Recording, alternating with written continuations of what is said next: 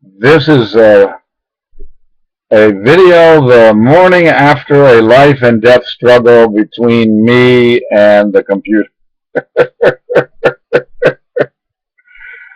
And people who've hired me in the past wonder when, first of all, they quickly discover that I'm the best presenter they've ever seen in their life in a business setting.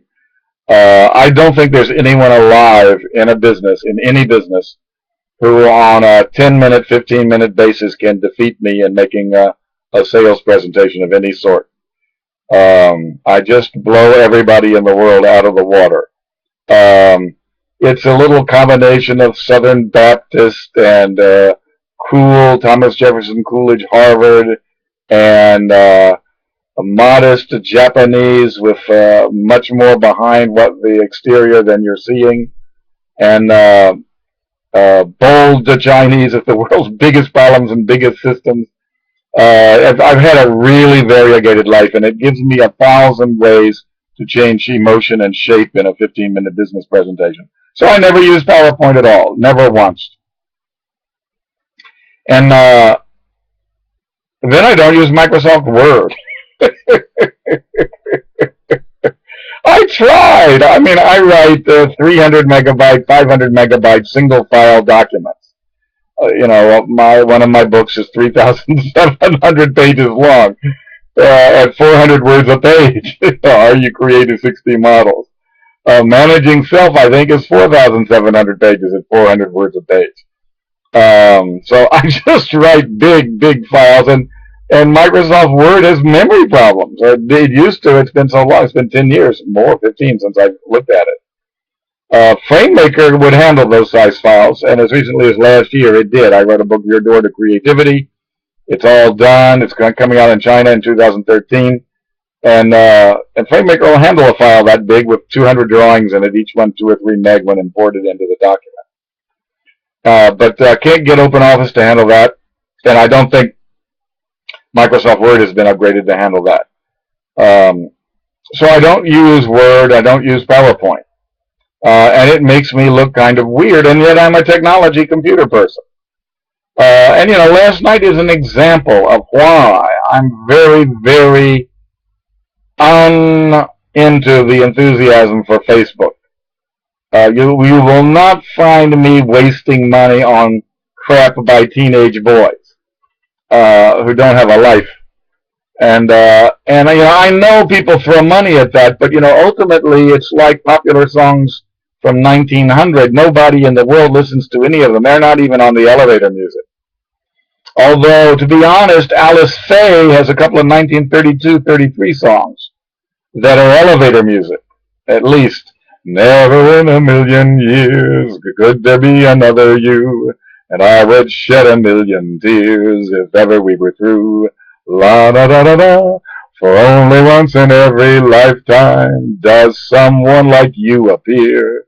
Is there any greater glory, any greater thrill? No, never in a million years. There would be no world for me if ever we should part. Anyway, I love that stuff. But so that's 70 years old song I like and actually learned to sing. But there's no 100-year-old song that I even listen to on elevator music. And so that becomes a problem.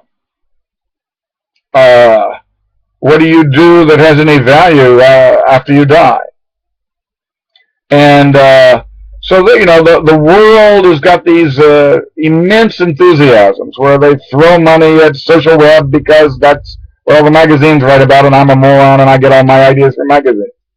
And then it's interesting. We all go to fancy colleges and we get educations, but we're a bunch of cows copying each other. If all the cows are moving left, I'm not going to sit here and do a dissertation on or appropriate optimal directions for cow movement. But I'm going to go where they're going because there may be a wolf or somebody going to eat me if I don't go where they're going. So it's just safer to do that. And so you have all these people throwing money at the same company because I can't be blamed. Everybody else is throwing money at these kind of companies. So, and it's an issue of, I don't think it's other people blaming me so much as me blaming myself. I don't want to be stuck blaming myself. And if everybody else is making the same error, I'm safe, even if it's an error. So we're pretty cow-like, herd-like in our behaviors, monkey see, monkey do, when investing or taking risks or anything else that we really worry about and care about. And it influences technology immensely. And so you really got this giant monkey cow copy thing to subtract out in order to make decent technology decisions. Now, it's tricky because you can play the stupidity stuff. You can play that copy move that's going to occur. And that's what that wonderful book by, what's his name, that guy who's got the Freedom Foundation and made all that money bidding against the Bank of England and won. I forget his name at the moment, some giant hedge fund manager. I keep thinking Soslin, but that's the green guy in Kansas City. I know it's something with S. I read an article in the New York Times about his son recently. But he wrote a book that the markets move in a herd-like way, and you can play the herd stuff. If you have big things to invest for short amounts of time, you can play the herd movements in stocks. And that's Monday morning enthusiasm stuff, season stuff. And there are other people playing it too, but there are enough dummies that don't play it that you can make some money at it if you have huge sums to throw around. Technology is like that. It's got that monkey-cow dynamic going on in them. And you can, if you can control your timing well, and boy, that's the hardest thing in the world to actually do. The research shows that individual investors always pull out of good companies too early. They trade too much, too often, and too impatient. And at the same time, it shows that they hold on to bad stocks too long. Yeah, well, give me a break. You say that I'm impatient in holding on to the good ones and I sell them too early, and then you tell me that I hold on to the suckers too long. Well, that's really easy to say if after the fact you know what the good ones were and you know what the suckers were. But at the time, you don't know which is a sucker and which is a good one. So you either hold on to it too long and you get blamed for holding on to the bad ones too long, or you sell it early to not be a sucker, and then you get blamed because all the real rise happened after you sold it. I mean, give me a break. People are really so ridiculous. So all that means to say is it's almost impossible to get there. And then if you do a little smarter statistics, at the University of Chicago, there's some really good statisticians there who did that, and it shows that nobody actually, it's a Brownian motion, random walk, who gets the timing right. Some hedge funds do, some hedge funds don't. The ones who get the timing right become famous and big, and then that's the ones you read in the newspaper.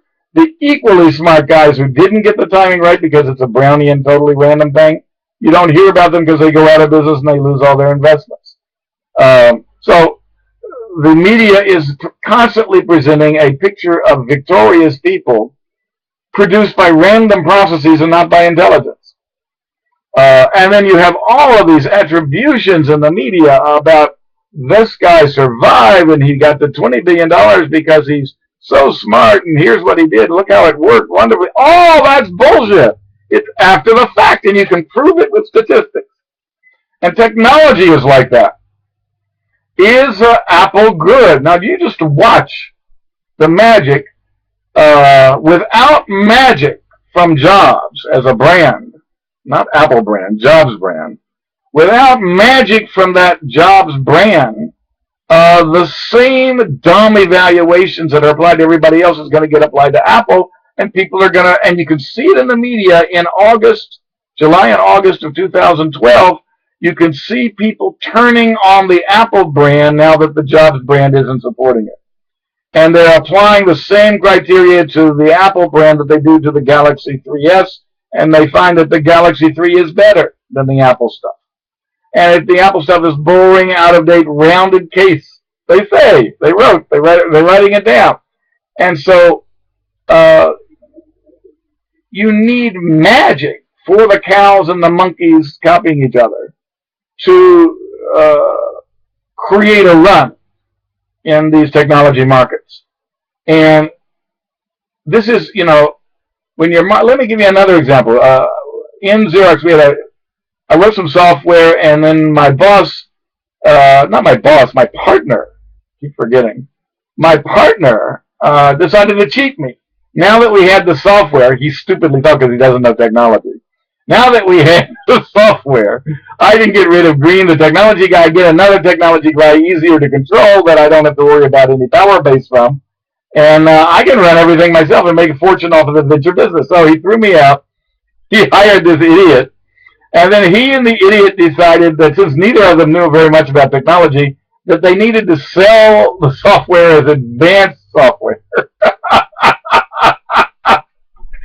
And so I went to some conferences with a booth on this advanced work coordination software, and I had been packaging it as a simple database for quality teams, of which there were millions in the world, who hated the documentation work they had to do for their quality team. And this was an automatic way to take minutes during your quality team meeting so that all the reports you needed were a push of a button after you took notes using this thing. You could hire a secretary, appoint one of your people or two of your people to type in and take notes while you talked, and then press a button at the end and get 5 reports that all your managers wanted, and you didn't have to have somebody do hours of homework after the meeting. So I was packaging this as a way to reduce shit work reporting to bosses for no reason from thousands and millions of quality teams. And before my partner turned on me, the National Security Agency of the U.S. government ordered 600 copies. We hadn't announced the product. In fact, it was the same day that our vice president went to the executive VP of Xerox to get permission to launch this. And so they had been listening into our emails and knew that it was a go as a product. And within 6 hours of us secretly getting the go to go ahead ourselves, they called us on the phone, and I'm from an agency in Washington, and we'd like 600 copies of your software. And I started to explain what it was, since nobody in the world knew what it was except us. And they said that's unnecessary because they have been snooping on our emails for months, probably. Anyway, so we sold 600 copies without selling it on the same day that we knew that it was a go as a product. And then, my stupid partner thought, well, the software's done. I don't need Green. I can just run everything myself and hire an idiot from the outside. So he and the outside idiot, since they didn't know technology, and it's really interesting how male hormones work and make bad business decisions, because they didn't know technology, so they both wanted to look expert in technology, and so they made the product look expert and hard, an advanced work coordination system. And they told that to customers, and they used the word advanced in their first brochure. You put the word advanced in front anywhere around within a kilometer of the word software, and customers run for the exit. They do not want any advanced software anywhere near their business. They had some of that in the past, and it ruined everything, and nobody could learn it. And nobody could jump up and down on the machine, still couldn't get anything useful out of it. So they made a big mistake calling it advanced software. Nobody bought it. And they were dead within a year because Xerox wouldn't refund the venture, because they hadn't been able to produce any hint at future sales ability at all. And that's what happens when you put two insecure men who want to look expert because they're non-technical in charge of a technology business, or when your partner gets his male hormones tell him he no longer needs his green guy that he's half dependent on, and he doesn't like that dependency. His hormones tell him that I want to own my own territory and get all the women myself. And so you get this hormonal male crap going on in technology all the time and making bad decisions like that. Then you get a guy who really knows technology like me, and then he says that this is not advanced work coordination. This is a dumbass database for teams doing quality work who hate writing reports for managers. And this takes a hated part of your life and automates it, makes it push button simple. And it takes 6-8 hours a week of work away from you that you hate doing. And that's the way you sell software. Now, inside of it, we got this advanced way to automate any business process at all, but we don't tell people that. We tell people we got a database that gets rid of shit work and quality teams that they hate. There are quality teams all over the world We distribute it to a few million of them. Guess what? They're going to play around and discover this. We could use this to automate any process. You're damn right. That's the way we designed it. We didn't market it that well, though, because it would scare people. Just these are some of the basic rules of managing technology non-stupidly.